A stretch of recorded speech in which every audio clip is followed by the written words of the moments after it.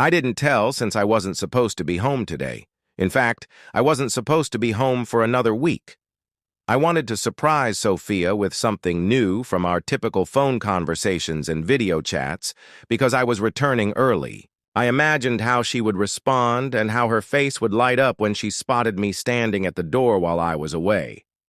The objective was for her to embrace me and perhaps even cry as she expressed how much she missed me. But life had a knack for turning events in unexpected directions. The trip home was quiet, and for once the airport had been smooth. No traffic bottlenecks, no delays, no misplaced bags. My phone was vibrating and my suitcase was resting on the passenger seat, everything coming together for my ideal surprise. Sometimes, I didn't check my unread messages since I wanted to be totally present when I entered that room. After weeks of being separated, I thought about what it would be like to sleep in my own bed once more and kiss my wife. But as I turned into my street, something seemed strange. Cars were lined up along the curb in front of my house.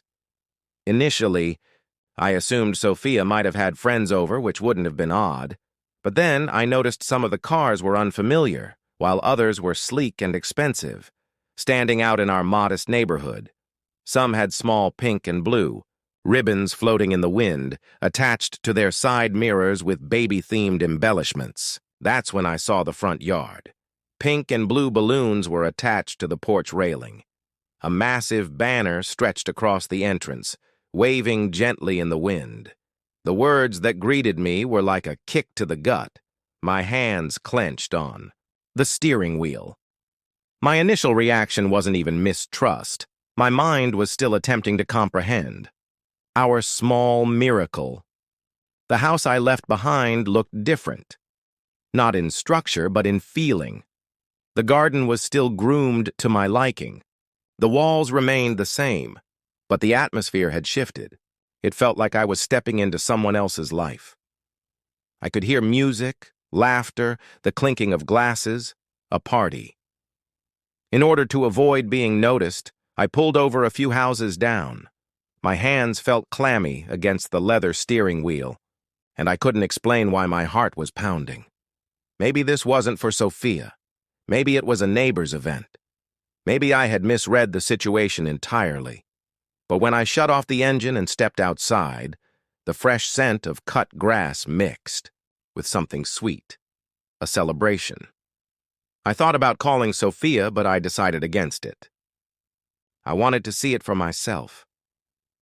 Slowly, I walked toward the house, my thoughts spiraling into places they shouldn't go. Through the wide living room window, I could see people everywhere. The closer I got, the more details emerged. Some faces were familiar, smiling, drinking, celebrating. But the most striking thing was how well prepared everything looked. The decorations weren't last minute. The presents stacked by the fireplace weren't random. This had been planned for a while. Then, I saw it. The front door wasn't closed all the way. It was slightly ajar. I inhaled deeply and stepped inside. No one had noticed me when the noise hit me in full force. Conversations, laughter, background music, and then I saw her, Sophia, standing in the middle of the room, glowing under the bright lights, but she wasn't looking at me. She was smiling at Jonah, my best friend, and his hands. They weren't just resting at his sides. They were gently cradling her swollen belly. The belly I didn't even know existed. Everything inside me froze. My mother, standing near the kitchen, tensed when she spotted me. Her expression gave everything away. She knew. They all knew. Jonah was speaking, mentioning something about the nursery, about how he and Sophia had been painting it together, how they had chosen the crib. I felt like I was drowning. There was no excuse in the universe that could make sense of this. Sophia turned slightly, mid-laugh, and then she saw me. I witnessed the exact moment her entire world collapsed. Jonah, unaware, kept talking. kept smiling. Last week we found out together. He grinned as if he hadn't just shattered my entire existence. I barely noticed my mother rushing toward me, trying to guide me outside. "We weren't expecting you today," she whispered urgently, as if it made a difference. As if it changed the fact that my best friend was standing in my house, with his hands on my wife. I pulled my arm away. My voice was dangerously low when I asked, "How long?" The party had fallen silent. Someone turned off the music. The words hung in the air like a blade poised to strike. Jonah's hands finally fell from her belly. Sophia had gone pale, but it was too late. I had already seen everything. This wasn't an accident. This wasn't a misunderstanding. This was a well-planned betrayal, a long-term deception. And now everyone was just waiting to see what I would do. First came the silence. It sliced through the room, killing the laughter, stopping the clinking of glasses. Sophia's mother-in-law, who had been rubbing her stomach moments ago, recoiled. My father, who had been drinking in the corner, refused to meet my gaze. Sophia stood motionless, her lips slightly parted. Jonah, the man who used to be my best friend, stood there like a guilty coward, wishing the ground would swallow him whole. "I can explain," Sophia finally whispered, as if there was anything in the world that could make this right. I clenched my jaw, my fists tightening. I exhaled slowly. I would love to hear it. But Jonah, for once, had nothing to say. The man who always had an answer, who could talk his way out of anything, was speechless. And my mother, oh, my mother, still trying to fix the unfixable. She urged me to step outside, tried to keep the peace. But there was no peace left to salvage. I turned to Jonah. "You better get a job," I said, my voice eerily calm, his brows furrowed. "What do you mean?" I smiled. Slowly, coldly, "Because you're on your own now." Jonah stiffened. Sophia's breath hitched. And then I dropped the final blow. "I wasn't just working overseas," I said, watching as their faces drained of color.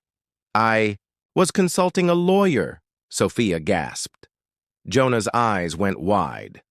I let the words sink in before delivering the death knell.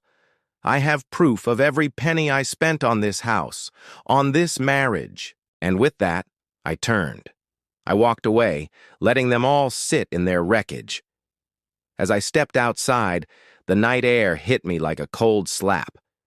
My hands were trembling, whether from rage or shock I didn't know. Behind me, the party had crumbled into stunned silence. But I knew it wouldn't last. The whispers would start soon, the excuses, the apologies. But I didn't care. Not anymore. Because I had spent the last year working overseas, building a future for us. And all along, they had. Been doing this. For the first time in years, I felt relieved that I wasn't breaking my back or having to keep everything together. I was free to try to make other people happy, and that concept was the first thing that really made me grin. At last, that evening, I replied to Jonah with 2 words: "Speak with my lawyer." And with that, thinking I had given them everything, I turned off my phone. No more, Noah. No more explanations. No more chances. I was reclaiming everything. 5 minutes before the court. Battle started. Everything came to me in waves, some little and hardly perceptible, others so overwhelming that I could hardly breathe. But one thing was certain. I was finished. It was time to regain control, because the betrayal had already occurred, and the harm had already been done. I spent the following morning waiting for my lawyer to call. At precisely 9 a.m., while sitting in my motel room, I stared at my phone. Then, it rang. "We're ready, Noah." I sat back against the headboard, tightening my grasp on the phone. "Please guide me through the filing process." Jonah had no legal right to the house since it was now in my name. All financial contributions were recorded under me. Sophia Sheck had the right to object, but given the circumstances, it wouldn't. Stand. We're filing for an uncontested divorce, my lawyer continued, and she won't be able to access any of your money, given the financial documents we have. If she opposes it, we can go to court, but she won't win. I let that sink in, my yay. Whole marriage, reduced to financial evidence and legal language. It was somewhat ironic. I had built everything for our future, and now, the only thing that mattered was how quickly I could tear it down. What about my accounts? I asked. We're already safeguarding them, my lawyer assured me. Jonah's possessions, joint accounts, they're frozen. Jonah thought he had won, that he had stolen something from me, but he had no idea. This was just the beginning. That afternoon, the texts started. Sophia. Noah, I get that you're upset, but could we please talk? I didn't want this to go this way. I ignored it.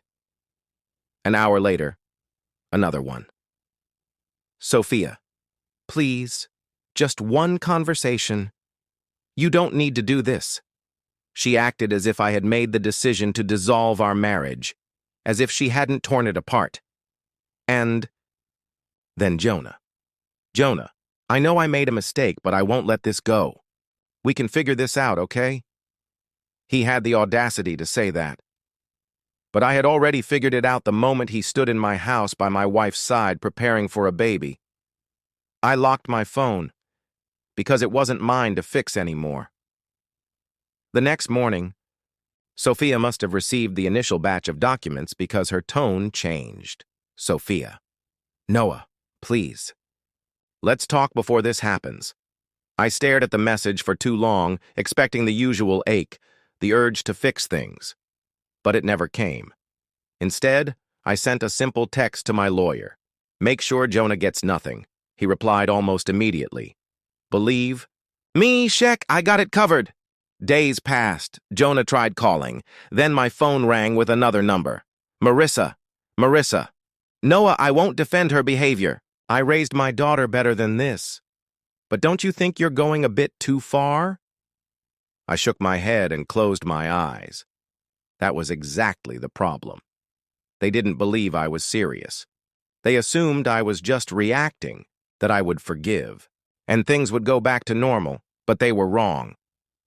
2 days later, my lawyer informed me Jonah had received his papers. That night, a message. Jonah. Noah. Man, this is crazy. You're making me feel cold. I grinned. Yes, he called. I let it go to voicemail. Then another text. Jonah. Where should I go? I gazed at the TV, a dark sense of satisfaction creeping in. By the end of the week, everything had started falling apart.